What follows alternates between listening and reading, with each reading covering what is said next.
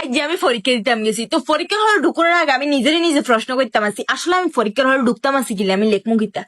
পরে আমার মনে পড়ে গেছে, আরে আমার লগে তো একটা বই, এটা তো চাইছে লিখেলাম, সানের ভিতরে তো আমি এক্সপার্ট।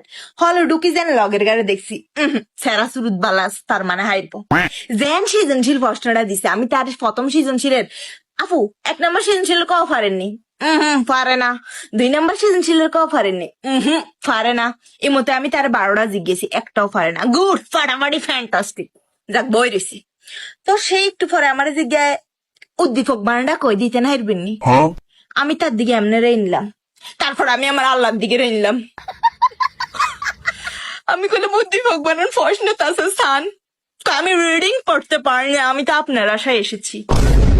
আমার আশায় কেউ পরীক্ষার হলে আইছে, এটা শুনি আমি কুমার জানগি লইছিলাম, স্টক করম লইছিলাম আমি, যে আমার আশায় কেউ পরীক্ষার হলে আইতে পারে, এটা কেমনে সম্ভব। ফেল কি তা বইছে আল্লাহ, এটা জিমুত্তা হিমুত্তা এটা।